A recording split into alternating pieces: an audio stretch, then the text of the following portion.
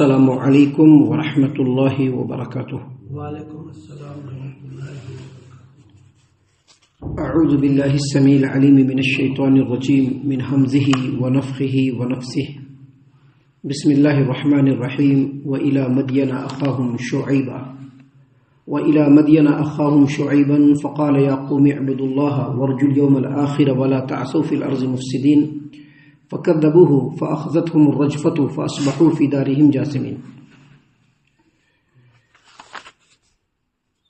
اور مدین کی طرف ہم نے مدین والوں کے بھائی شعیب کو بھیجا۔ انہوں نے کہا کہ اے میری قوم، اللہ کی عبادت کرو، آخرت کے دن کی امید رکھو اور ملک میں فساد مچاتے نہ پھرو۔ ان لوگوں نے نصیحت کو جھٹلایا، شعیب کو جھٹلایا، تو آخر انہیں ایک سخت زلزلہ نے آ لیا اور وہ اپنے گھروں میں اوندھے پڑے رہ گئے۔ محترم سامعین کرام، سورۃ العنکبوت سورہ نمبر 29۔ سامعین کرام، مدین یہ وہ علاقہ ہے، یہ وہی علاقہ ہے جہاں پر سیدنا موسیٰ علیہ السلام مصر سے بھاگ کر کے گئے تھے۔ آپ کو یاد ہوگا ہم نے اس واقعے کو بیان کیا تھا، تو اس میں ہم نے بتلایا تھا کہ مدین یہ وہ علاقہ ہے جہاں وہ بھاگ کر کے گئے تھے، مفرور ہو کر کے گئے تھے۔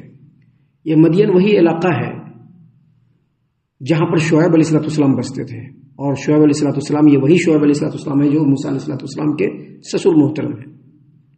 سامعین کرام، یہ شعیب علیہ السلام، ان کے ہاں موسیٰ علیہ السلام 10 سال تک تربیت حاصل کیے تھے، اور شعیب علیہ السلام بنی اسرائیل کے رسولوں میں سے ایک رسول ہیں۔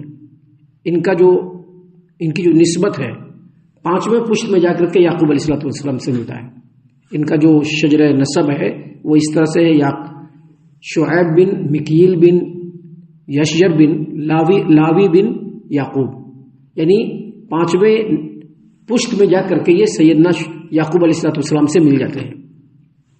ان کا علاقہ جو مدین ہے یہ 2 تجارتی شاہراہ پہ ہے، یعنی ایک تجارتی قافلہ اس زمانے میں یمن سے نکلتا تھا اور سمندری راستے، سمندر کے کنارے جو کوسٹل ایریاز تھے وہاں سے ہوتے ہوئے جو ایک ہائی وے جاتا تھا وہ جا کر کے مدین میں ملتا تھا، اور دوسرا مصر سے جو لوگ بھی تجارتی قافلہ لے کر کے نکلتے تھے وہ لوگ بھی جا کر کے مدین میں ملتے تھے۔ یہ جو مدین کا علاقہ ہے یہ تبوک کے بالکل قریب میں، تبوک جو ہے اس کے بالکل قریب میں، آج کے ڈیٹ میں اس جگہ کا نام البدع ہے۔ البدع یہ وہی علاقہ ہے مدین جہاں کے بارے میں اللہ تبارک و تعالیٰ نے یہاں پر بیان فرمایا ہے کہ وَإِلَىٰ مَدْيَنَ أَخَاهُمْ شُعَيْبًا، اور مدین والوں کی طرف ہم نے ان کے بھائی شعیب کو رسول بنا کر کے بھیجا۔ جب سیدنا شعیب علیہ السلام رسول بن گئے اور اپنی قوم کو نصیحت کرنا شروع کیا، تو سب سے پہلی نصیحت ان کی یہی تھی، انہوں نے کہا یا قوم اعبدوا اللہ، اے میری قوم کے لوگوں اللہ کی عبادت کرو۔ اللہ کی عبادت کرو کیا مطلب یہ کہ اللہ تبارک و تعالیٰ کی عبادت شرک سے پاک ہو کر کے کرو۔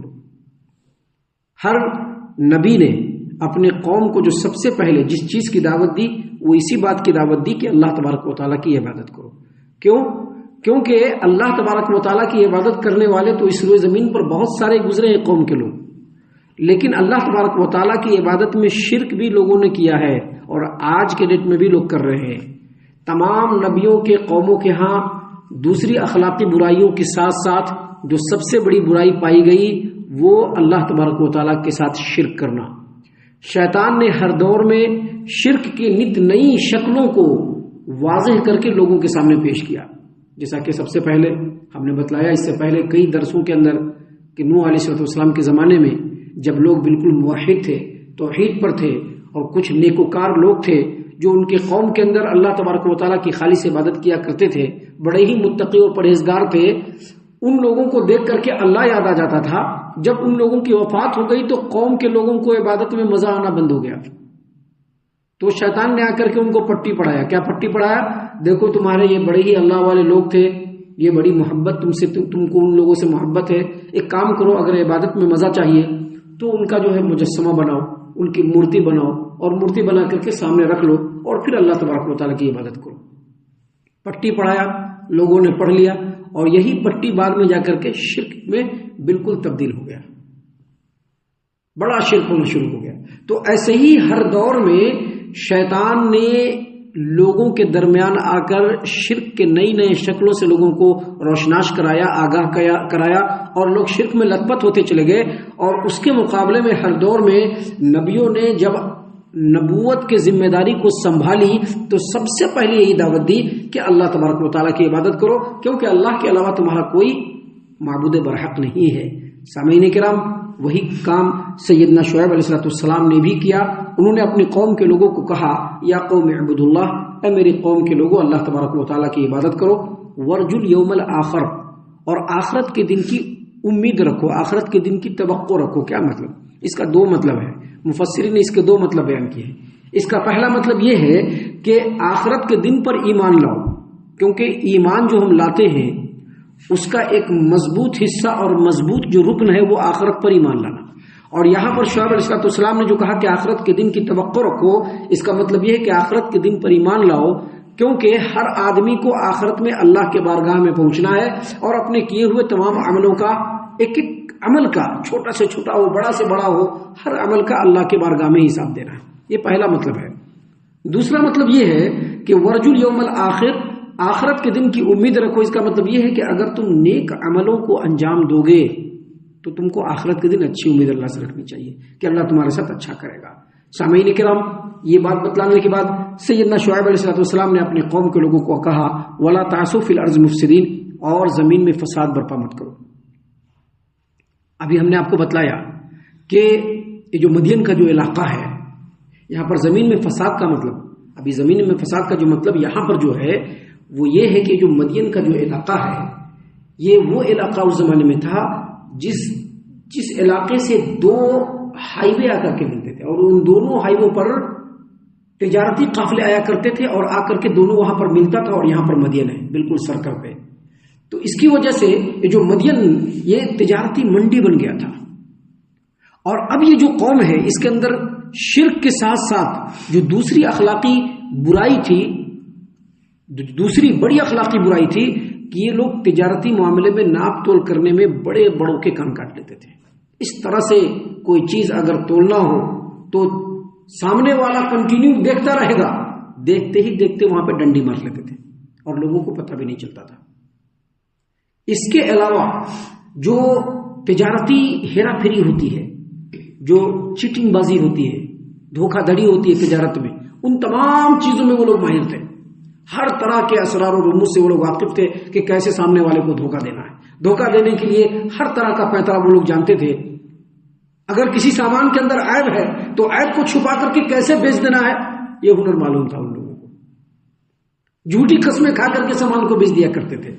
اگر اس منڈی میں کوئی اپنا مال بیچنے کے لیے آتا تو ایسا سین کریٹ کر دیتے تھے کہ وہ جو سامان بیچنے والا ہے وہ اونے پونے میں سامان بیچ کر کے بھاگ جاتا تھا۔ اگر لوگوں کو سامان دینا ہے تو 10 آدمی کو پہلے سے سیٹ کر کے رکھتے تھے ریٹ کو بڑھانے کے لیے۔ آج کے ڈیٹ میں تو لوگ الحمدللہ قوم شعیب کا بھی کان کاٹ لیں گے۔ آج کے ڈیٹ میں جو مومن مسلمان یا جو بھی ہو، غیر ہو اپنے ہو، آج تو لوگوں کو اتنے پیدرے آتے ہیں کہ قوم شعیب اگر آج کے لوگوں کو دیکھ لے تو وہ شرما جائے کہ بھائی ہم لوگ کچھ بھی نہیں تھے ان کے مقابلے میں۔ لیکن یہ لوگ بھی ان سے بڑھ کر کے تھے۔ اگر سامان بیچنا ہے تو ایسا ماحول بنا دیتے تھے کہ خریدنے والے کو وہ سامان دوگنے چوگنے دام میں خرید کر کے جانا پڑتا تھا۔ یہ تمام برائیاں ان کے اندر تھی۔ انہی برائیوں سے روکنے کے لیے سیدنا شعیب علیہ السلام نے کہا کہ دیکھو یہ سب زمین میں فساد برپا کرنا ہے، اللہ نے تم لوگوں کو دے رکھا ہے، جو حلال رزق ہے وہی تمہارے لیے کافی ہے، یہ ایسا مت کرو، ولا تعثوا فی الارض مفسدین، زمین میں فساد برپا مت کرو۔ جب شعیب علیہ السلام نے اپنی قوم کے لوگوں کو سمجھایا تو بہت ساری باتیں ہوئی، یہاں پر ذکر نہیں ہے اس کا، یہاں پر بہت مختصر انداز میں ذکر اللہ تبارک و تعالیٰ نے اس قوم کا اور اس قوم کی تباہی کا ذکر کیا ہے۔ لیکن دوسرے مقام پر ہے کہ جب سیدنا شعیب علیہ السلام نے اپنی قوم کے لوگوں کو سمجھایا تو قوم کے لوگوں نے ڈائریکٹ ان کا انکار کیا، کہا کہ ہم تم کو جھوٹا سمجھتے ہیں، تم نبی نہیں ہو، تم ہمارے درمیان اختلاف برپا کرنے کے لیے آئے ہو، تمہارا ایسا معاملہ ہے، تمہارا ایسا معاملہ ہے، اگر تم سچے نبی ہو تو آسمان سے بادل کا ٹکڑا ہمارے اوپر گرا کر کے دکھلاؤ، بہت ساری باتیں ہوئی، تو اللہ تبارک و تعالیٰ نے مختصر انداز میں یہاں پر اس قوم کا ذکر کرتے ہوئے کہا فَكَذَّبُوا، ان لوگوں نے شعیب علیہ السلام کو جھٹلایا، شعیب علیہ السلام کی نبوت کو جھٹلایا، آپ کو مجنون اور دیوانہ کہا کہ تم کو کیا پتا دنیا داری کیسی ہوتی ہے، دنیا کیسے چلا جاتا ہے، تم لوگوں کو پتا نہیں، تم کو شعیب تم اس طرح کی بات مت کیا کرو، ہم تم کو جھوٹا سمجھتے ہیں، اگر تم سچے ہو تو آسمان سے بادل کا ٹکڑا ہم لوگوں پر گرا کر کے دکھلا دو، اللہ کا عذاب لا کر کے دکھلا دو۔ تو اللہ تبارک و تعالیٰ نے کہا کہ فَكَذَّبُوا، جب ان لوگوں نے شعیب کو جھٹلایا، فَأَخَذَتْهُمُ الرَّجْفَةُ، تو ایک سخت زلزلے نے آن پکڑا اس کو۔ یہاں پر زلزلہ کا ذکر ہے، اور بعض مقامات پہ ہے کہ بادل کا ٹکڑا آ گیا اور اسی سے جو ہے ان لوگوں کے اوپر عذاب نازل ہونا شروع ہو گیا۔ اللہ نے فرمایا فَأَخَذَتْهُمُ الرَّجْفَةُ، ان لوگوں کو سخت زلزلے نے آ پکڑا، اور فَأَصْبَحُوا فِي دَارِهِمْ جَاثِمِينَ، وہ اپنے گھروں میں اوندھے پڑے رہ گئے، کوئی ان کا پرسان حال نہیں ہوا۔ ان دو آیتوں کے ذریعے سے اللہ تبارک و تعالیٰ نے مشرکین مکہ کو اور تمام پڑھنے اور سننے والے لوگوں کو یہ سمجھایا ہے، بتلایا ہے کہ نبیوں کی دعوت کو قبول کرنا یہ اولین فریضہ ہے، اور اگر نبیوں کی دعوت کو قبول نہیں کیا تو جیسے ان قوموں کا حال ہوا، اللہ تعالیٰ نے ان قوموں کو صفحہ ہستی سے مٹا دیا، دوسرے لوگوں کو بھی اللہ تبارک و تعالیٰ مٹا دے گا۔ ہم اللہ سے دعا کرتے ہیں کہ اللہ تعالیٰ ہم تمام کو ان باتوں کے اوپر خوب غور و فکر اور تدبر کرنے کے ساتھ ساتھ ان باتوں پر عمل کرنے کی بھی توفیق عنایت فرمائے، آمین۔ اللہ تعالیٰ ہم تمام کو صحیح معنوں میں پکا سچا مومن مسلمان بنائے، اللہ اور اس کے رسول صلی اللہ علیہ وسلم کی اطاعت و فرما برداری کرنے والا بنائے، صحابہ کرام رضی اللہ عنہم کے طریقے پر چلنے والا بنائے، جنت الفردوس میں جگہ عطا فرمائے۔